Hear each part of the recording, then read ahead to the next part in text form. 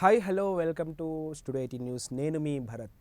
ఈరోజు మనతో పాటు మాట్లాడడానికంటే మనతో పాటు చాలా విషయాలపైన మాట్లాడడానికి దడిగం రామ్ సుధాకర్ శర్మ గారు మనతో పాటు స్టూడియోలో ఉన్నారు. సో తను చాలా సోషల్ సర్వీస్, అదేవిధంగా చాలా యాక్టివిటీస్లో చాలా యాక్టివ్గా పార్టిసిపేట్ చేసే వ్యక్తి. సో తన గురించి చెప్పాలంటే చాలా ఉంది, ఎందుకంటే చాలా మందికి తను తెలీదు, కానీ తన ద్వారా చాలా పనులు అయితే జరుగుతుంటాయి. తనకు చాలా ప్రత్యేకత ఉందని చెప్పొచ్చు, ఎందుకంటే మనిషి కనిపించడు కానీ తను చేసే పనులు మాత్రం జనాల దగ్గర ఎప్పటికప్పుడు తిరుగుతూనే ఉంటాయి. సో తను ప్రజెంట్ అంటే మనతో పాటు స్టూడియోలో అంటే తన గురించి కంప్లీట్గా చాలా డేటా ఉంది, ఎందుకంటే మనం అందరం కూడా తెలుసుకోవాలి. ఎందుకంటే ఆ వ్యక్తి నార్మల్గా ఉన్నా కూడా తను చేసిన సేవా కార్యక్రమాలు అనేది కూడా చాలామందికి చాలా చాలా రూపాలుగా చేరుతున్నాయి. సో మనతో పాటు తను ఉన్నారు కాబట్టి తన ద్వారా చాలా విషయాలు అయితే మనం తెలుసుకుందాం. సో తను ప్రజెంట్ అయితే అటు వైస్ ప్రెసిడెంట్గా తెలంగాణ లఘు ఉద్యోగ్ భారతి దానికి ఎన్జిఓ అనేది కూడా రన్ చేస్తున్నారు. తను మనతో పాటు ఉన్నారు కాబట్టి వాళ్ళ ద్వారా మరిన్ని విషయాలు కూడా తెలుసుకున్నారా. నమస్తే అన్న. సో మనం చూసినట్టయితే కంప్లీట్గా మీరు చాలా విషయాలు అంటే చాలా దాంట్లో కూడా మీరు చాలా సేవా కార్యక్రమాల్లో కానివ్వండి చాలా యాక్టివ్గా ఉండే పర్సన్ మీరు. అంటే మీ గురించి ఎంత చెప్పినా చాలా తక్కువ అని చెప్పొచ్చు, ఎందుకంటే అటు బ్లడ్ డోనర్గా కూడా చాలా సేవా కార్యక్రమాలు అయితే చేశారు. సో అసలు ఈ తెలంగాణ లఘు ఉద్యోగ్ భారతి అంటే ఏంటి, దాని ముఖ్య ఉద్దేశం ఏంటి, అసలు ఈ ఎన్జిఓ రన్ చేయడానికి ముఖ్య కారకులు ఎవరైనా ఉన్నారా? లఘు ఉద్యోగ్ భారతి అనేది రాష్ట్రోద్ధార లఘు ఉద్యమి అనే ఒక క్యాప్షన్తో దేశంలో అతిపెద్ద ఎంఎస్ఎంఈ ఆర్గనైజేషన్. ఎంఎస్ఎంఈ ఆర్గనైజేషన్ అంటే చిన్న తరహా పరిశ్రమలు, వీటికి సంబంధించిన రిప్రజెంటేటివ్ ఒక అంబ్రెల్లా ఆర్గనైజేషన్. దీని యొక్క ఈ సంస్థ యొక్క ఆల్ ఇండియా లెవెల్లో రిప్రజెంటేషను జిఎస్టీ కౌన్సిల్లో కానివ్వండి, ఎంఎస్ఎంఈ బోర్డులో కానివ్వండి, నేషనల్ స్మాల్ ఇండస్ట్రీస్ కార్పొరేషన్లో కానివ్వండి, కేవీఐసి ఖాదీ విలేజ్ ఇండస్ట్రీస్ కమిషన్లో కానివ్వండి, ఇతరత్ర ఇండస్ట్రీకి ఎంఎస్ఎంఈకి రిలేటెడ్ 35 భారతదేశ ప్రభుత్వపు సంస్థల్లో దీని యొక్క రిప్రజెంటేషన్ ఉంటుంది. ముద్ర కావచ్చు, స్టాండప్ ఇండియా కావచ్చు, స్కిల్ ఇండియా కావచ్చు, ప్రధానమంత్రి రోజ్గార్ యోజన కావచ్చు, పిఎంఈజీపీ కావచ్చు, మీరు ఏ రిలేటెడ్ ఎంప్లాయ్మెంట్ జనరేషన్కి సంబంధించిన ఇది ఇండస్ట్రీ సంబంధించిన ప్రతి ఒక్క సెక్టార్లో లఘు ఉద్యోగ్ భారతి యొక్క రిప్రజెంటేషన్ ఆల్ ఇండియా లెవెల్లో ఉంటుంది. ఆ సంస్థ తెలంగాణలో మేము industrial zone wise, industrial sector wise only MSME micro small medium enterprises యొక్క ఆ సభ్యులు, ఆ బిజినెస్లో ఉన్నవాళ్ళు, ఆ యూనిట్ వాళ్ళు మాలో సభ్యులుగా ఉంటారు.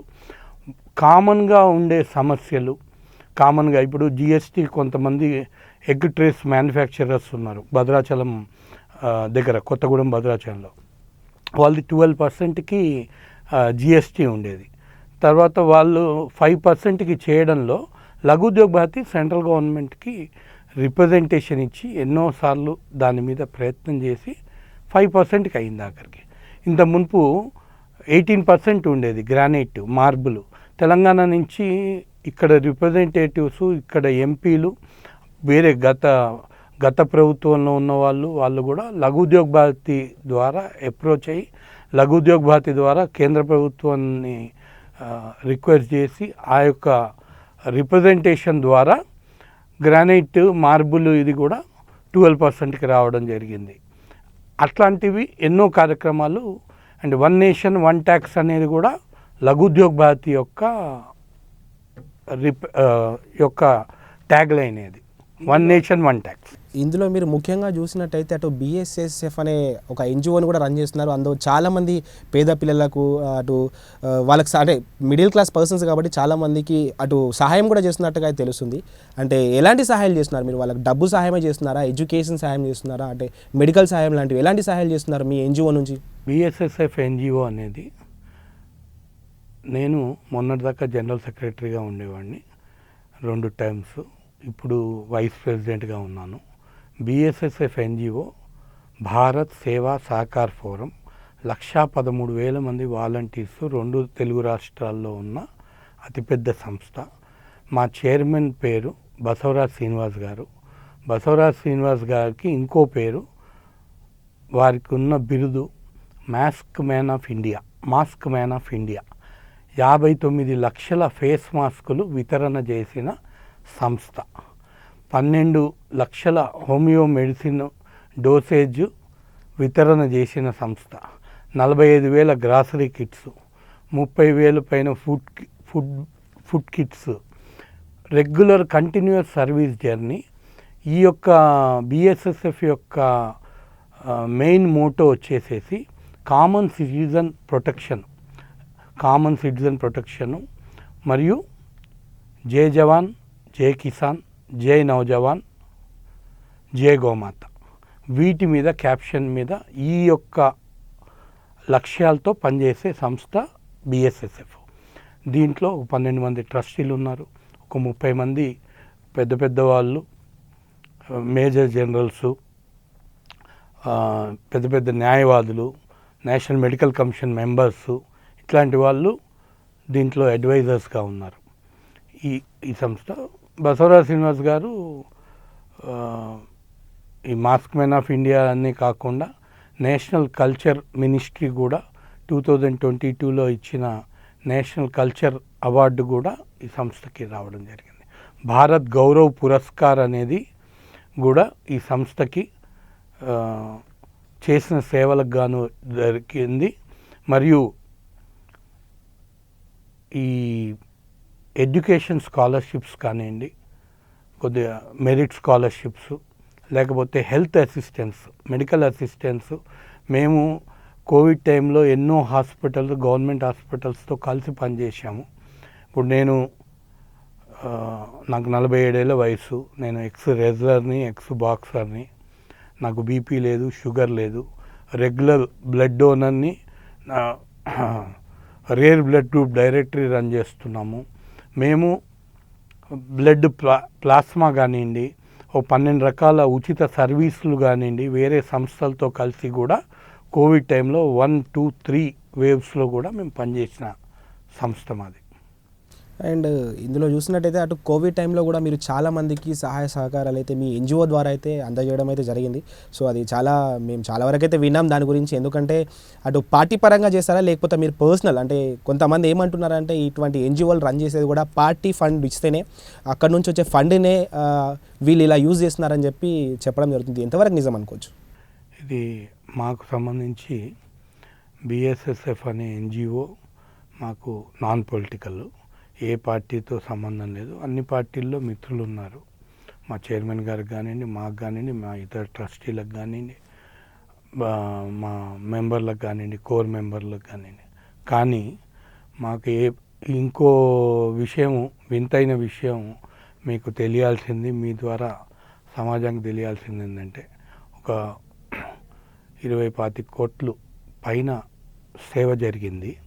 ఇది ఒక 2020 ఫస్ట్ వేవ్ అప్పటి నుంచి, లాక్డౌన్ అప్పటి నుంచి జరుగుతున్న ఇదిలో 95% దీంట్లో ఫండ్ మా చైర్మన్ గారు సొంత జోబులో డబ్బులు, ఆయన సేవింగు, ఆయన లైఫ్ లాంగ్ సమాజంలో వ్యాపారంలో సంపాదించిన డబ్బులు, లేకపోతే ఏమైనా మార్కెట్ డౌన్ ఉంటే కొన్ని ప్రాపర్టీస్ అమ్మేసి కూడా సేవ కంటిన్యూ చేస్తున్న పరిస్థితి.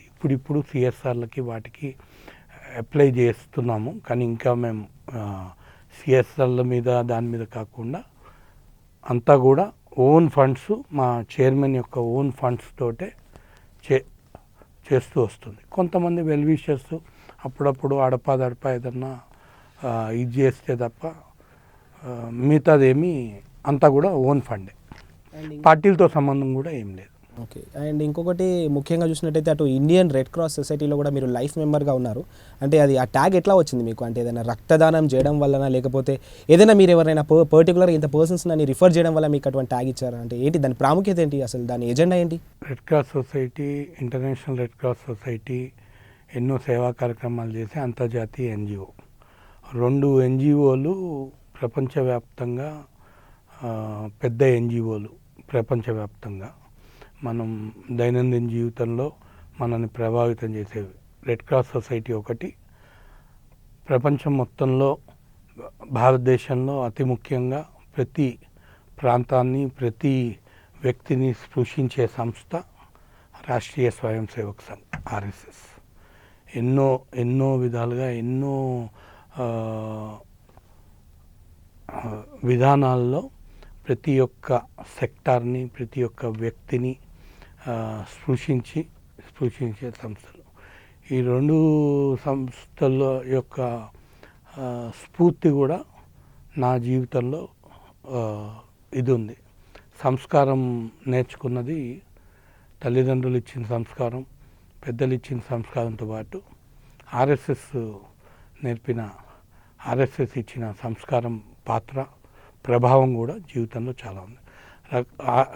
ఈ red cross, international red cross ద్వారా ఎన్నో బ్లడ్ డొనేషన్ క్యాంప్స్, ఎవరికన్నా బ్లడ్ కావాల్సి వస్తే జరిగేది. లైఫ్ మెంబర్ ట్యాగ్ గంక, కార్డు గంక నంబర్ అది రిఫర్ చేస్తే కూడా ఎవరికన్నా ఇమీడియట్గా బ్లడ్ చేయించాలన్నా కూడా వాళ్ళకి హెల్ప్ చేయగలుగుతాం ఒకటి. అది కాకుండా కూడా మేము బిఎస్ఎస్ఎఫ్ సంస్థ, ఇంకా కొన్ని ప్రైవేటు సంస్థలు కలిసి బీయింగ్ ఉమెన్ అని చెప్పి, రక్తదాన్ సేవ అని చెప్పి కొన్ని సంస్థల ద్వారా మాకు ఎమర్జెన్సీగా లైవ్ బ్లడ్ డోనర్స్ని కొన్ని హాస్పిటల్స్, కార్పొరేట్ హాస్పిటల్స్లో బ్లడ్ మీరు బయట నుంచి తెచ్చిన దాన్ని యాక్సెప్ట్ చేయరు. ఆపరేషన్ ఉంటే కనుక, ఆపరేషన్ సర్జరీ ఉన్నప్పుడు దానికి ఒక ఫార్మాట్ పెట్టుకొని మేము మాకున్న బ్లడ్ డోనర్స్ నెట్వర్క్ 2 లక్షల మంది బ్లడ్ డోనర్స్ నెట్వర్క్ ఉంది. ఆ బ్లడ్ డోనర్స్ నెట్వర్క్లో ఉదాహరణకి మీరు మాకు భరత్ గారు, మీకు తెలిసిన వాళ్ళు ప్రణయ్ గారి దగ్గర నుంచి ఒక రిక్వెస్ట్ వచ్చింది. వాళ్ళకి తెలిసిన వాళ్ళు హాస్పిటల్లో ఉన్నారు, మలక్పేట యశోద హాస్పిటల్లో ఉన్నారు, ఎల్లుండి ఆపరేషన్ ఉంది, సర్జరీ ఉంది. మేము డేట్ ఆఫ్ రిక్వైర్మెంట్,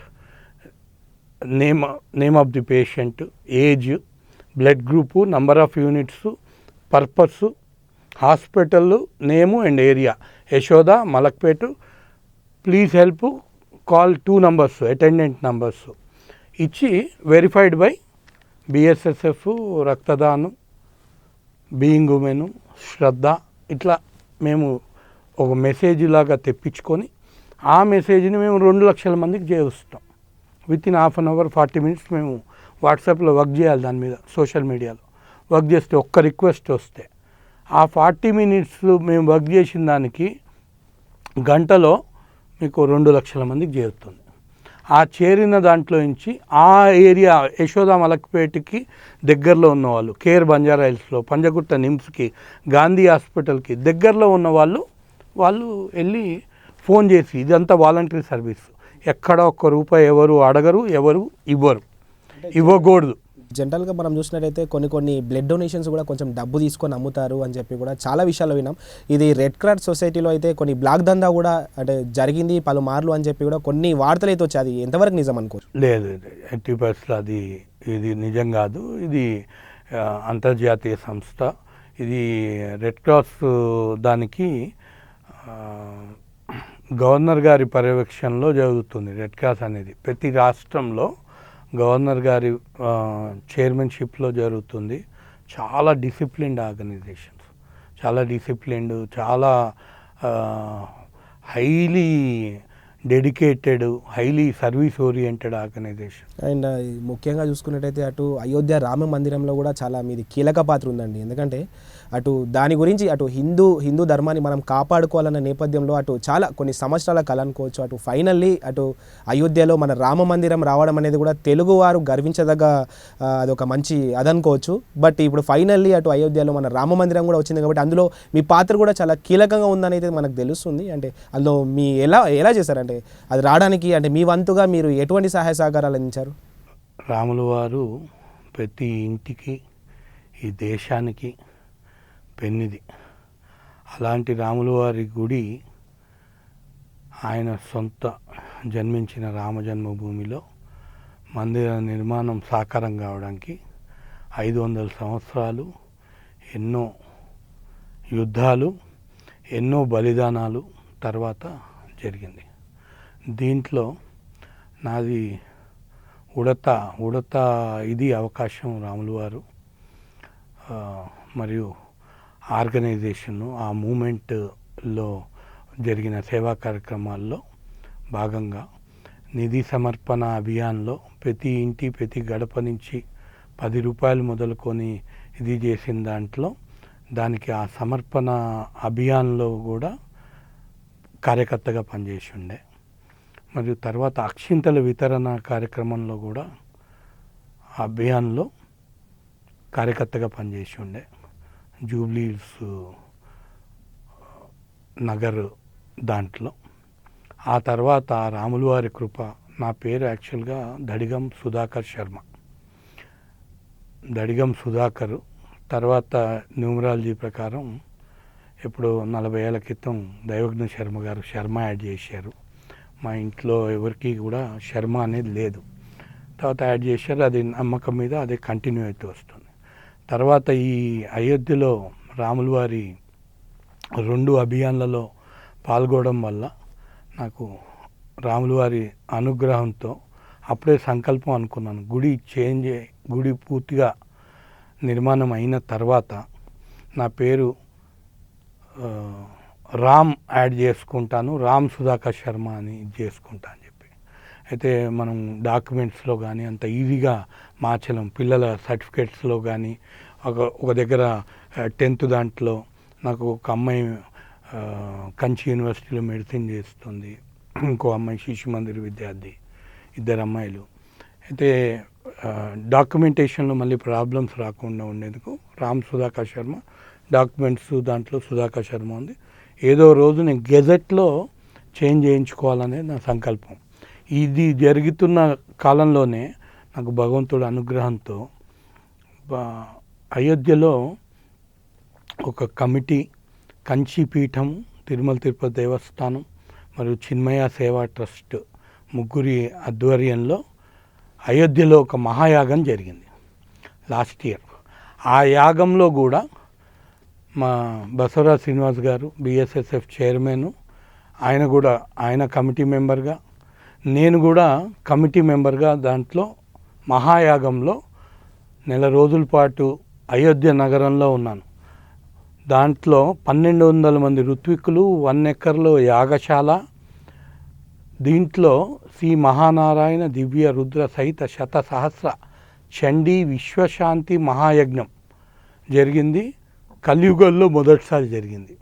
ఆ యాగంలో కూడా మొత్తం 1 రోజులు అక్కడే ఆ యాగం ఒక సగం భాగం జరిగింది. అక్కడే ఉండడం కూడా జరిగింది. ఆ యాగశాలలో అక్కడే అయోధ్యలో ఉండడం జరిగింది. అయోధ్యలో ఉన్న టైంలో ఋత్విక్కులందరికీ రామ్ జన్మభూమి ట్రస్ట్ ద్వారా ఏవైతే VIP పాస్లు దర్శనానికి వాటిని కూడా కోఆర్డినేషన్ కూడా మేము BSSF బసవరాజ్ శ్రీనివాస్ గారు, నేను కూడా ఇది చేసి ఉండే. అయోధ్య రెగ్యులర్గా కూడా రామ్ జన్మభూమి ట్రస్ట్ నుంచి కూడా మాకు కొన్ని మా NGO పరంగా ఉన్న భక్తులు వెళ్ళే వాళ్ళకి మేము పాస్ కూడా అసిస్ట్ చేస్తూ ఉంటాం. కాశీ కానివ్వండి, ఈ మధ్య శబరిమల కానివ్వండి, వేరే దేవాలయ కాశీ కానివ్వండి, లేకపోతే మధుర మీనాక్షి అమ్మవారి దగ్గర కానివ్వండి, తిరువన్నామలై కానీ వెళ్ళే వాళ్ళకి ఇక్కడి నుంచి మాకు తెలిసిన వాళ్ళు మెంబర్స్, మా ఆర్గనైజేషన్స్తో మాకు రిలేటెడ్ వాళ్ళ దగ్గరికి కిషన్ రెడ్డి గారి ఆఫీస్ నుంచి మరియు బండి సంజయ్ గారి ఆఫీస్ నుంచి వాళ్ళ సహకారంతో లెటర్స్ ముందే తెప్పించి వాళ్ళకి కొద్దిగా ఆ పుణ్యక్షేత్ర దర్శనం దాంట్లో కూడా కొంత సహకారం అందించడం కూడా చేస్తున్నాం. అయితే ఈ మధ్యకాలంలో ఎక్కువగా చూసినట్టయితే అటు హిందూ దేవాలయాలపైన కూడా చాలా వరకు దాడులు జరుగుతున్నాయి. అంటే మొన్న అటు సికింద్రాబాద్లో కానివ్వండి, దాని తర్వాత ఇటు శంషాబాద్లో కానివ్వండి, ఇవన్నీ కూడా అసలు ఎప్పటికప్పుడు ఎక్కడ చూసినా కూడా అటు తెలంగాణని కాదు యావత్ భారతదేశం మొత్తటా కూడా, అంటే కంప్లీట్గా యావత్ భారతదేశం మొత్తంలో కూడా ఈ దాడులు అయితే జరుగుతున్నాయి. ఎందుకు కంప్లీట్గా చూసినట్టయితే కేవలం హిందూ దేవాలయాల మీదనే జరుగుతున్నాయి. ఒక ముస్లిం సోదరులు, ఎగ్జాంపుల్ ఒక ముస్లిం టెంపుల్ ఉందనుకోండి, ఒక ముస్లింకి సంబంధించిన మసీదు ఉంటుంది, దాని మీద దాడి జరగదే. కేవలం హిందూకి సంబంధించిన గుడులు ఏవైతే ఉంటాయో వాటి మీదనే ఎక్కువగా దాడులు జరగడం అనేది దీన్ని ఏ విధంగా చూడొచ్చు? అంటే ఏదైనా రాజకీయంగానే జరుగుతుందా, లేకపోతే మతోన్మాదాన్ని రెచ్చగొట్టే విధంగా ఇలా చేస్తున్నారనుకోవచ్చా? ఒకటి, రాజకీయాల గురించి నేను మాట్లాడను. రాజకీయాలతో సంబంధం లేని వ్యక్తిని. హిందూ ధర్మం మీద దాడి జరిగిన, హిందూ ధర్మంలో కులాలు లేవు అనేది వర్ణాశ్రమము, వర్ణధర్మము ఉంది తప్ప, చేసే వృత్తిని బట్టి ఇది తప్ప, దీంట్లో ఇతరులు ఛాందసవాదులు కానివ్వండి, దీన్ని ఎవరి నమ్మకాలని వాళ్ళు ఇది చేసుకొని, ఎవరి ఆరాధన వాళ్ళు ఇది చేసుకునే పద్ధతి. ఇంకోటి వసుదైక కుటుంబము, సర్వే జన సుఖినో భవంతు అనుకునే కల్చరు హిందూ సంస్కృతిది, హిందూ ధర్మాంది, ఆర్ష ధర్మాంది. ఈ సనాతన ధర్మం మీద దీంట్లో ఉన్న గ్రామదేవతల దగ్గర నుంచి ప్రతి మాది మలక్పేట సొంత ఊరు. మా గ్రామదేవత ఎవరు అంటే పోచమ్మ తల్లి. అట్లా మనము ఈ యొక్క మన దేవాలయాల మీద దాడి చేయడం కానీ, ఆ దాడి చేసిన వాళ్ళని ఉపేక్షించడం కానీ చేయడం కూడా తప్పు, పాపము.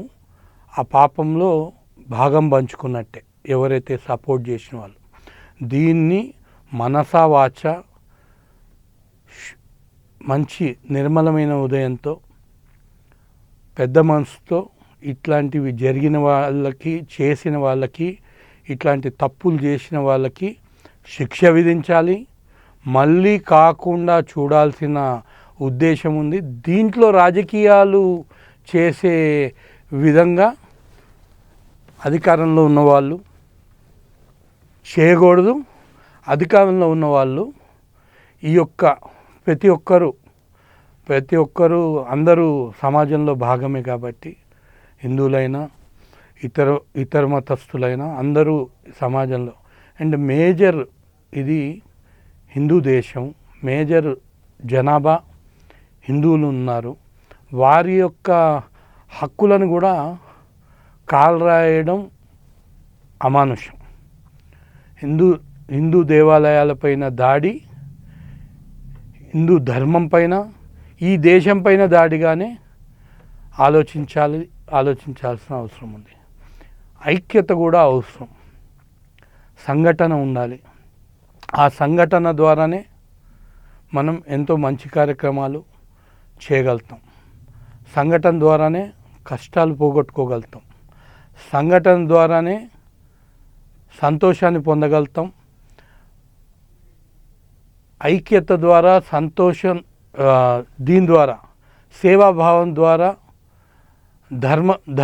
ధర్మనిష్టతో, తత్వనిష్టతో పనిచేసినప్పుడు ఈక్వాలిటీ కూడా కలుగుతుంది. మనం 10 మంది మంచి ఉద్దేశంతో పనిచేస్తే భగవంతుడు మెచ్చుతాడు. భగవంతుడు అమ్మ దయ ఉంటే అన్నీ ఉన్నట్లే.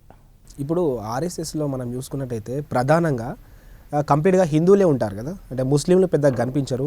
ఇదంతా కూడా అంటే అటు ఆర్ఎస్ఎస్లో ఎవరైతే ఉంటారో వాళ్ళందరూ కూడా అటు బీజేపీ పార్టీకి సపోర్ట్ చేస్తారు, వేరే ఇతర పార్టీలకు సపోర్ట్ చేయరు అని చెప్పి కూడా తెలుస్తుంది, అంటే అంటారు. అది నిజమేనా? నిజంగా ఆర్ఎస్ఎస్లో ఉండే మెంబర్స్ ఎవరైనా బీజేపీ పార్టీకి సంబంధించిన రిలేటెడ్ పర్సన్సే ఉంటారు, బయట వాళ్ళు ఉండరు అని చెప్పి అంటూ ఉంటారు. అది ఎంతవరకు నిజం అనుకోవచ్చు? నేను అఫీషియల్ పర్సన్ని కాదు ఇవి చెప్పడానికి, కానీ నేను ఒక కార్యకర్తగా నాకు తెలిసిన నాలెడ్జ్ చెప్తున్నా మీకు. రాష్ట్రీయ స్వయం సేవక్ సంఘ్ ఎన్నో విభాగాల్లో, ఎగ్జాంపుల్ ఒక విద్యార్థి విభాగంలో మీకు అఖిల భారతీయ విద్యార్థి పరిషత్ దేశంలో, ప్రపంచంలో అతిపెద్ద విద్యార్థుల సంస్థ. మీరు గల్లీసే ఢిల్లీ ఏ యూనివర్సిటీలో అయినా సరే ఏబీవీపీ యొక్క ప్రెజెన్స్, రిప్రజెంటేషన్ ఉంటుంది. అలాగే స్వదేశీ ఉద్యమానికి స్వదేశీ జాగరణ మంచ్, మరియు ముస్లిమ్స్ మీరు అన్నారు కదా, రాష్ట్రీయ ముస్లిం మంచ్ అనే వేదిక కూడా ఆర్ఎస్ఎస్ ఇదిలో. ఈ దేశంలో ఉన్న వాళ్ళు, ఈ దేశాన్ని ప్రేమించే ప్రతి ఒక్కళ్ళు హిందువులే, దేశభక్తులే అనేది ఆర్ఎస్ఎస్ యొక్క విధి విధానం.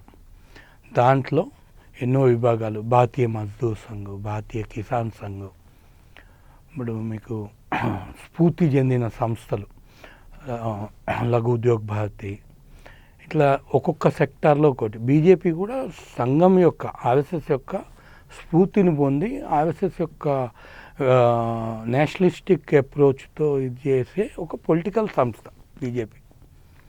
ఇంకా మీకు చెప్పినట్టు రాష్ట్రీయ ముస్లిం మంచ్ ఉంది, పూర్వ సైనిక్ పరిషత్ ఉంది, ఆరోగ్య భారతి, గ్రామ భారతి, ఇలా భారత్ వికాస్ పరిషత్, ప్రజ్ఞా భారతి, ఇట్లా ఎన్నో సంస్కార భారతి, సంస్కృత భారతి, ఇట్లా ఎన్నో ఆర్గనైజేషన్స్ పనిచేస్తాయి. ఇంకోటి ఇక్కడ వ్యక్తి నిర్మాణం చేసే ఆర్గనైజేషను ఆర్ఎస్ఎస్ యొక్క శాఖకి వెళ్ళడం వల్ల ప్రతిరోజు 1,00,000 దాకా శాఖలు దేశంలో నడుస్తున్నాయి. శాఖకి వెళ్ళడం అనేది ఒక లైక్ మైండెడ్ పర్సన్స్, దేశ ప్రేమికులు, వాళ్ళు ప్రార్థన చేస్తారు. ప్రార్థన చేసి దేశం అఖండంగా ఉండాలి, దేశం పరమవైభవ స్థితిని పొందాలి, దేశంలో అందరూ సుఖశాంతులతో ఉండాలని ప్రార్థన చేసి అందరూ అక్కడ ఒక యోగా కానివ్వండి, మెడిటేషన్ కానివ్వండి, ఒక గీతం, దేశభక్తికి సంబంధించిన గీతం రోజు ఇది చేస్తూ ఉండే 100 years అయిన ఆర్ఎస్ఎస్ నిత్య యవ్వనంగా ఉండడానికి వ్యక్తి నిర్మాణం చేస్తుంది. ఆ వ్యక్తి నిర్మాణం అయిన వ్యక్తి దేశ నిర్మాణంలో పాలుపంచుకుంటాడు. ఇప్పుడు ఎగ్జాంపుల్ నరేంద్ర మోడీ గారు, మన ప్రధానమంత్రి, ఆయన ఆర్ఎస్ఎస్ కార్యకర్త, ఆయన ప్రచారకగా చేశాడు. ప్రచారక్ కంటే ఆర్ఎస్ఎస్లో ప్రచారక్ కంటే వారు వివాహం చేసుకోకుండా బ్రహ్మచారిగా ఉంటూ దేశం గురించి సమర్పిత భావంతో పనిచేసే వ్యక్తులు. అట్లాంటి వ్యక్తులు వేల సంఖ్యలో, లక్షల సంఖ్యలో మెంబర్షిప్ లాగా ఉండదు దీనికి. శాఖకి వెళ్ళే ప్రతి వ్యక్తి స్వయం సేవకు, శాఖకి వెళ్ళే వ్యక్తి, దేశం గురించి ఆలోచించే వ్యక్తి స్వయం సేవకు. అంతేకాకుండా అటు 144 సంవత్సరాలకు వచ్చే మహాకుంభమేళలో కూడా మీది స్పెషల్ పాత్ర ఉన్నట్టుగా తెలుస్తుంది.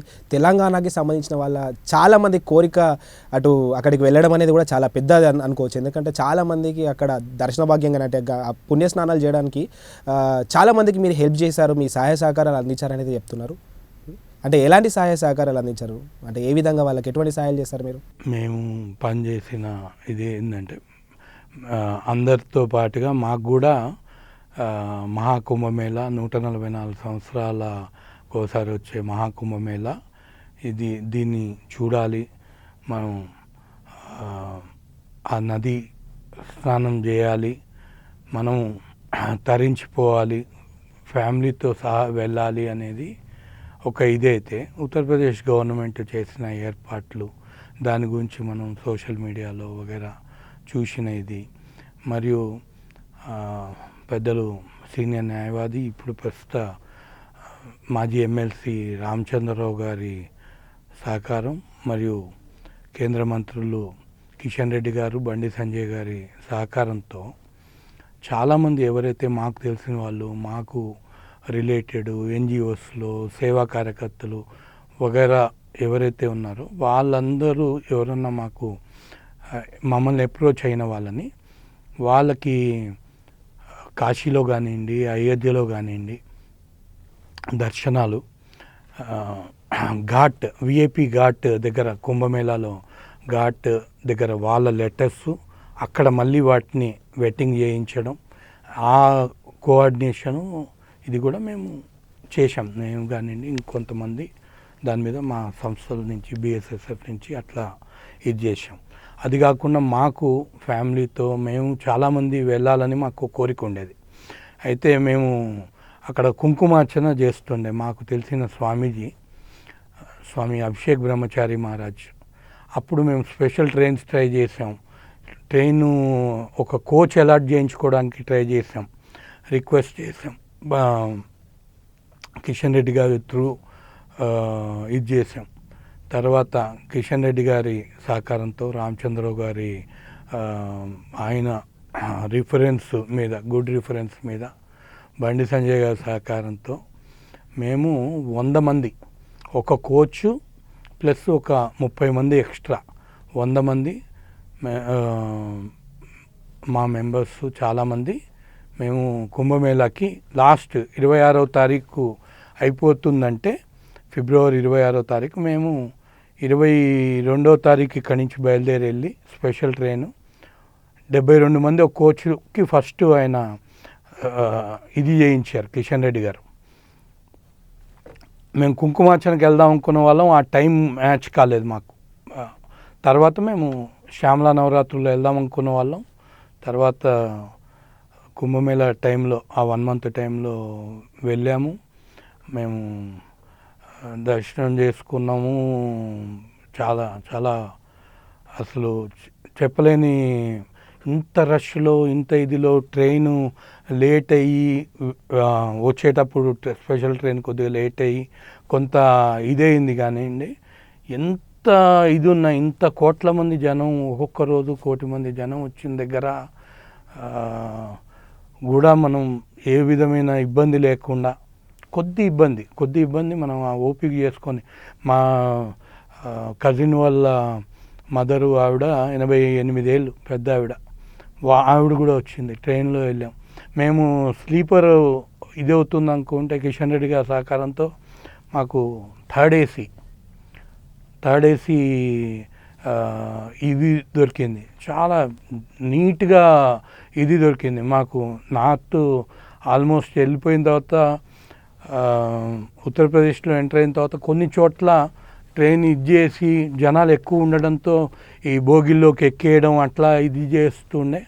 అక్కడ కూడా మళ్ళీ కంట్రోల్ అయిపోయింది. వచ్చేటప్పుడు వెళ్ళేటప్పుడు ఇబ్బంది ఏం లేకుండా వెళ్ళాం. అక్కడ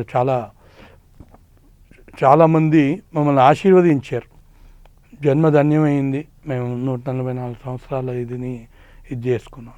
అలాగే ఇక్కడ మేము ఈ ట్రైన్లో వెళ్ళింది కాకుండా వీరిద్దరు మంత్రులు ఇద్దరి సహకారంతో చాలామందికి VIP ghat pass, parking pass plus parking letter, అయోధ్యలో కాశీలో దర్శనాలకి ఇది చేయడం కూడా మేము చేసాం. ఆ సాటిస్ఫాక్షన్ మాకుంది.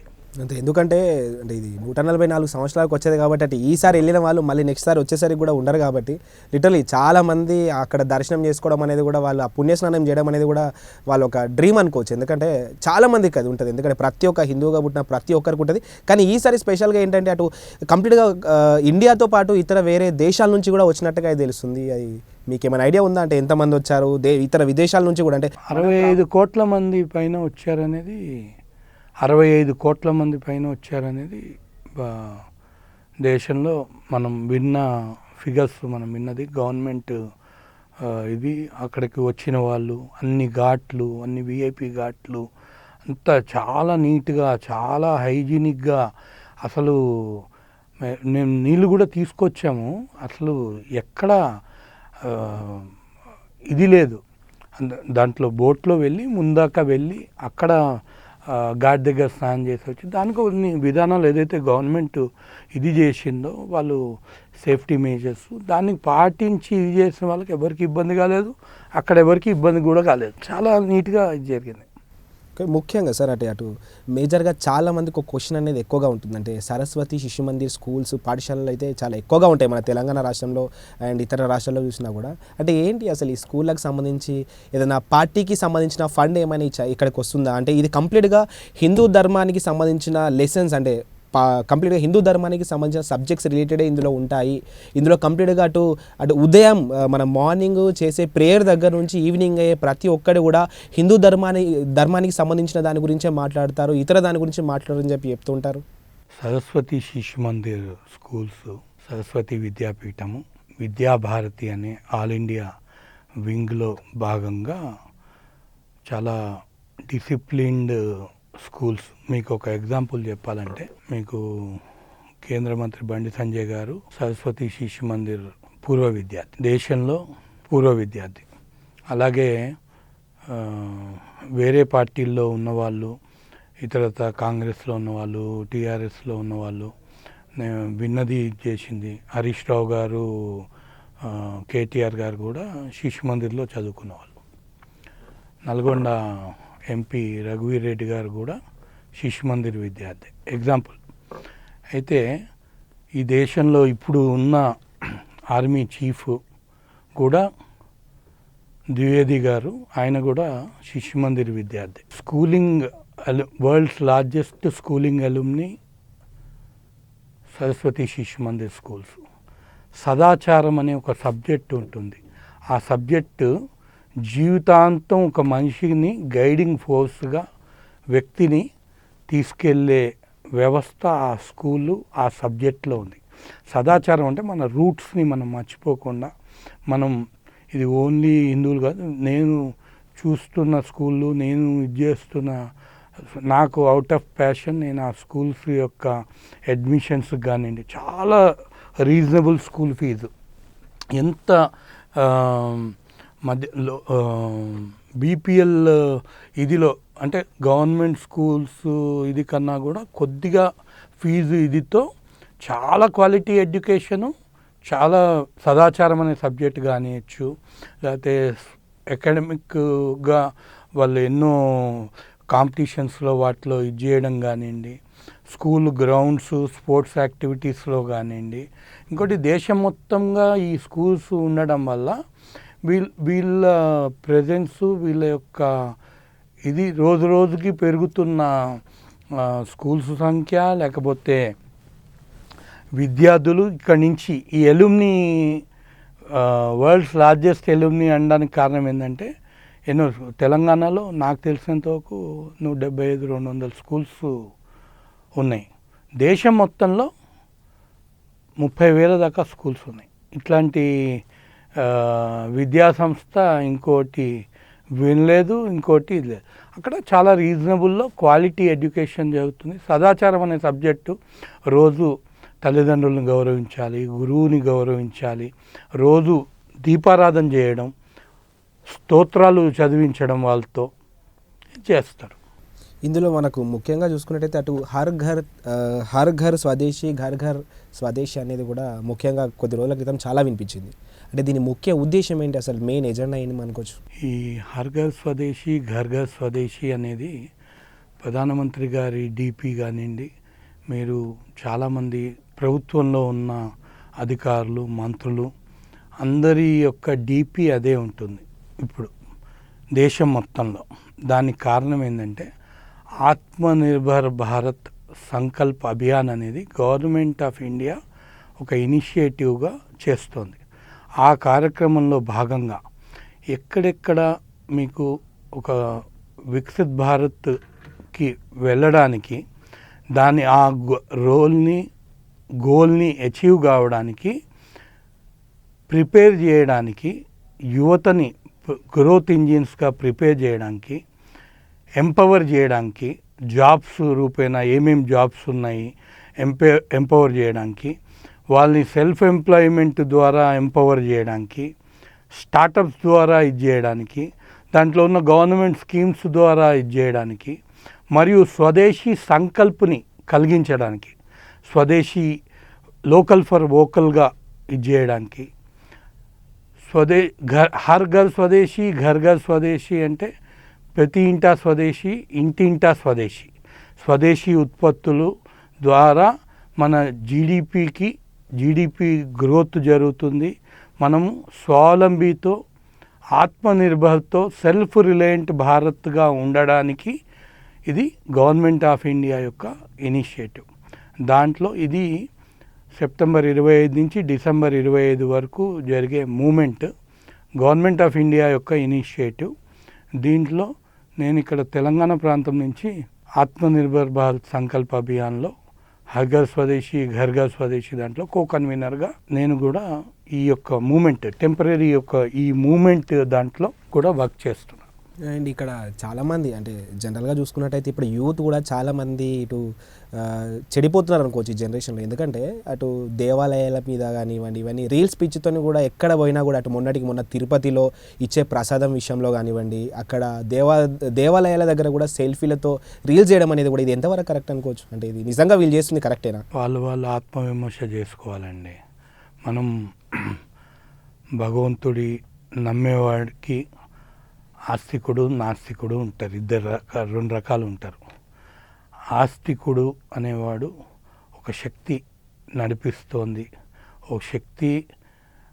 ఇప్పుడు తల్లి తండ్రి జన్మనిచ్చి ఈ దేశం గురువులు పెద్దలు మనకి సంస్కారం నేర్పి మనము ఏదైతే జీవనం సాగిస్తున్నామో అలాగే భగవంతుడి యొక్క ఇది ఆయన భగవంతుడి స్పర్శ ఫీల్ కాగలిగిన వాళ్ళకి వాళ్ళు ఆ అనుభవం పొందుతారు. అనుభవం లేనివాడు నాస్తికుడిగా ఉన్నవాడు అతని అనుభవం అతనిది.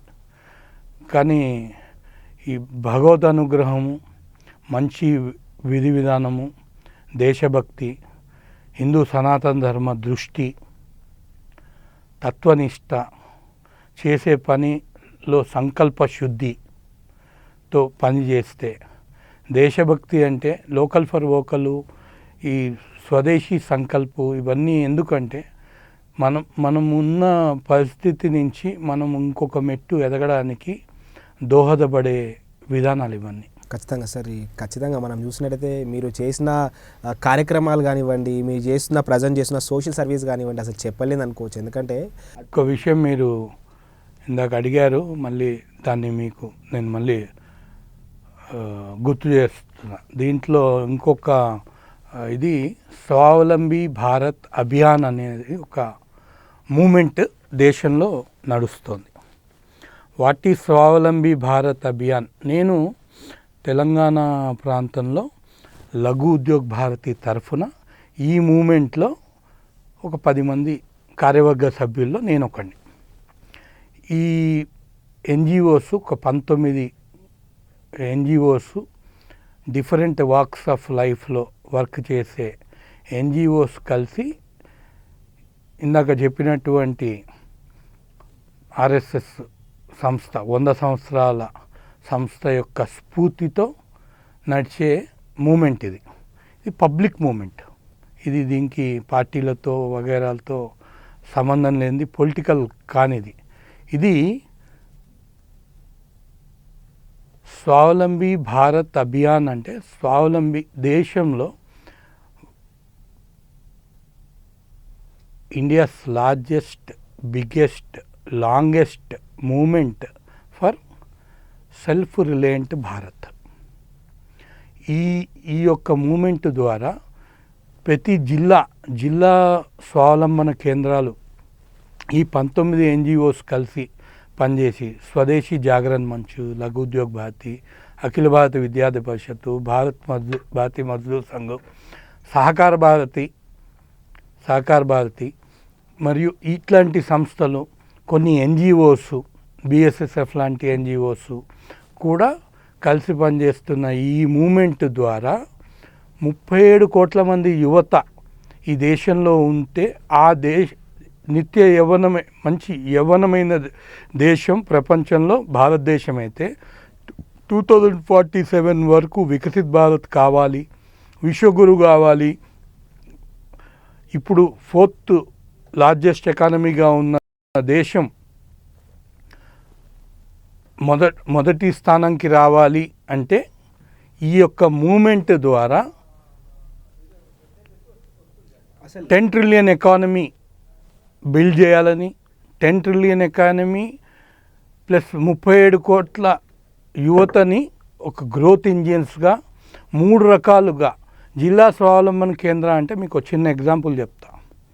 ఒరిస్సా నుంచి హైదరాబాద్కు వచ్చి ఇక్కడ ఏదైనా హోటల్ ఇండస్ట్రీలో పనిచేసి, ఇక్కడ మన దగ్గర కరీంనగర్ నుంచి, నిజామాబాద్ నుంచి దుబాయ్కి వెళ్ళి, సౌదీకి వెళ్ళి అక్కడ కార్ డ్రైవర్స్గా కానివ్వండి, వేరే పనులు ఏదైతే కష్టపడే పనులు చేసేవాళ్ళు. ఎగ్జాంపుల్, బీహార్ నుంచి ఇంకో దగ్గర నుంచి ఇక్కడికి వచ్చి, ఇక్కడి నుంచి వేరే రాష్ట్రాలకు వెళ్ళి లేకపోతే వేరే దేశాలకు వెళ్ళి ఇది చేస్తున్న పనులు ఏవైతే మనము ఉద్యోగాలు వగైరా చేస్తున్నామో, ప్రతి జిల్లా గనుక ఒక జీడిపి మారిగా ఒక దేశానికి జీడిపి ఎలా చూస్తామో అదేవిధంగా ఒక జిల్లా కూడా స్వావలంబన చెందడానికి దాని యొక్క ఎక్స్పెండిచర్ ఎంత, రిసిప్ట్స్ ఎంత అనే డెవలప్మెంట్ బేస్డ్గా అక్కడ ఉద్యోగ వ్యాపారాలు సహకార పద్ధతిలో అంటే కోఆపరేటివ్ మోడల్లో అట్లాంటివి డెవలప్ అయ్యి చేయాలి, దానికి గైడెన్స్ ఇవ్వాలి, దానికి సహకారం అందించాలనే మూమెంటే Swavalambi Bharat Abhiyan. Thank you sir. So చాలా ఇన్ఫర్మేషన్ అయితే మీరు మా స్టూడియోలో అయితే పంచుకోవడం జరిగింది. ఖచ్చితంగా రానున్న రోజుల్లో ఇలాంటి సేవా కార్యక్రమాలు, అంతేకాకుండా ఇలాంటి ఎన్జిఓలకు మరి ఎన్నోసార్లు అంటే ఎంతమంది వచ్చినా కూడా అంతమందికి మీ సహాయ సహకారాలు అందాలని చెప్పి కూడా మా తరఫు నుంచి మేము కూడా కోరుకున్నాం. ఎందుకంటే చాలామంది ఇప్పుడున్న జనరేషన్లో అయితే చాలామంది అటు తినడానికి తిండి లేక కూడా చాలామంది ఇబ్బంది పడుతున్నారు. అలాంటి వాళ్ళకు కూడా మీ ఎన్జిఓల ద్వారా చాలామందికి అయితే అటు ఫుడ్ వెళ్ళడం అయితే తెలుస్తుంది, అంటే ఫుడ్ కూడా వెళ్తుందని చెప్పి అయితే తెలుస్తుంది. సో ఖచ్చితంగా రానున్న రోజుల్లో ఇలాంటి కార్యక్రమాలు మరి ఎన్నో చేయాలని చెప్పి కూడా మేము మనస్ఫూర్తిగా కోరుకుంటాం సార్. సో చూసారు కదండి, అటు దడిగం రామ్ సుధాకర్ శర్మ గారు అయితే క్లియర్గా ప్రతి దాని గురించి క్లియర్ ఇన్ఫర్మేషన్ ఇచ్చారు. అటు రామ మందిరం దగ్గర నుంచి అటు 144 సంవత్సరాలకు ఒకసారి వచ్చే కుంభమేళలో కూడా తన పాత్ర కీలకంగా పోషించిన వ్యక్తి. సో ఎందుకంటే చాలామందికి తెలియదు పర్సన్, కాకపోతే తను చేసిన సేవా కార్యక్రమాలు కానివ్వండి, ఇలాంటి కార్యక్రమాలు ఎన్నో ఉన్నాయి. ఖచ్చితంగా రానున్న రోజుల్లో మరి ఎన్నో కార్యక్రమాలు చేయాలని చెప్పి కూడా మనస్ఫూర్తిగా స్టూడియో 18 నుంచి అయితే మేము కోరుకుంటాం. Thank you so much sir. ధన్యవాదాలు. స్టూడియో 18 కుటుంబ సభ్యులందరికీ పేరు పేరున ధన్యవాదాలు. దీంతోపాటు మీ అందరి అనుమతితో ఒక చిన్న ట్యాగ్ లైన్తో ముగిస్తాను. జీతే జీతే రక్తదాన్, జాతే జాతే నేత్రదాన్. జీతే జీతే రక్తదాన్, జాతే జాతే నేత్రదాన్. ఇంకొక సామాజిక బాధ్యత మనందరం చేయాల్సింది. బ్లడ్ అందక చాలామంది హాస్పిటల్స్లో ఎమర్జెన్సీ సర్జరీస్ టైంలో చనిపోతూ ఉంటారు. రేర్ బ్లడ్ గ్రూపు ఎవరిది ఏందో కూడా తెలియదు. దానికి నేను పాటిస్తున్నది, మీరు కూడా పాటించాలని విజ్ఞప్తి చేసేది, మన ఫోన్నే మన బ్లడ్ బ్యాంక్గా మార్చుకోవచ్చు. దానికి విధానం ఏంటంటే, మీ పేరు భరత్ గారు, మీ బ్లడ్ గ్రూపు నేను మీ పేరు సేవ్ చేసుకునేటప్పుడు B positive Bharat press studio 18 అని సేవ్ చేసుకుంటా. నాకు బి పాజిటివ్ రిక్వైర్మెంట్ వస్తే నేను నా ఫోన్లోనే బ్లడ్ బ్యాంక్గా వాడతాను. మీకు ఒక రిక్వెస్ట్ పెడతాను, ఆ ఫార్మాట్లో రిక్వెస్ట్ పెడతా మీకు. అట్లాంటి దాన్ని, ఆ కల్చర్ని అందరికీ కూడా మనం ఈ సామాజిక బాధ్యతగా కూడా దాన్ని బ్లడ్ విషయంలో కూడా మనం చేయాలని మీ ద్వారా విజ్ఞప్తి చేస్తున్నాను. జీతే జీతే రక్తదాన్, జాతే జాతే నేత్రదాన్. సంవత్సరంలో 2 సార్లు 3 సార్లు, నేనైతే 3 సార్లు, నాకు 47 సంవత్సరాల వయసు, 3 సార్లు. బీపీ షుగర్లు ఏమీ లేవు, నాకు ఒబెసిటీ ఉంది కానీ నాకు బీపీ షుగర్లు లేవు. దానికి కారణం, ఒకానొక కారణం మెయిన్ బ్లడ్ డొనేషన్, రెగ్యులర్గా బ్లడ్ డొనేషన్ చేయడం వల్ల. ఆ ఆశీర్వాదాలు, వాళ్ళ ఆశీర్వాదాలు ప్లస్ నా హెల్త్ కూడా నాకు మంచిగా ఉండడానికి అది కూడా ఒక కారణం. అలాగే జై జవాన్, జై కిసాన్, జై నౌజవాన్, జై గోమాత, జై Swades. Thank you sir. So చూసారు కదా, తనైతే క్లియర్గా చెప్పారు. ఖచ్చితంగా మీ మొబైల్లో కూడా మీరు కాంటాక్ట్ నెంబర్ సేవ్ చేసుకునే ముందు వాళ్ళ నేమ్తో పాటు వాళ్ళ బ్లడ్ గ్రూప్ కనుక మీరు మెన్షన్ చేసుకుంటే, ఎవరికైనా ఎమర్జెన్సీ ఉంటే కనుక ఖచ్చితంగా ఇమీడియట్లీ, అంటే బ్లడ్ బ్యాంక్ అనేది కూడా మీ మొబైల్లోనే ఉంటుంది. ఎందుకంటే వాళ్ళ బ్లడ్ గ్రూప్ తెలిస్తే ఖచ్చితంగా మీరు వాళ్ళకు చాలా ఈజీగా కూడా వాళ్ళకి హెల్ప్ చేయొచ్చు అని చెప్పి కూడా తను చెప్పడమే జరిగింది. ఎందుకంటే బ్లడ్ అనేది అది మాన్యువల్గా మనం ప్రిపేర్ చేయడానికి ఉన్నది, ఒక బాడీ నుంచి ఇంకొకరి బాడీకి ట్రాన్స్ఫర్ చేయడం మాత్రమే ఉంటుంది. సో చాలా మంచి మెసేజ్ ఇచ్చారని చెప్పి అనుకోవచ్చు. ఖచ్చితంగా వచ్చే వారం మళ్ళీ కొత్త పర్సన్తో, మళ్ళీ కొత్త వ్యక్తితో మనం మళ్ళీ స్టూడియో 18కి తీసుకొచ్చి మళ్ళీ ఇదే విధంగా ఇంటర్వ్యూ అయితే చేద్దాం. నమస్తే.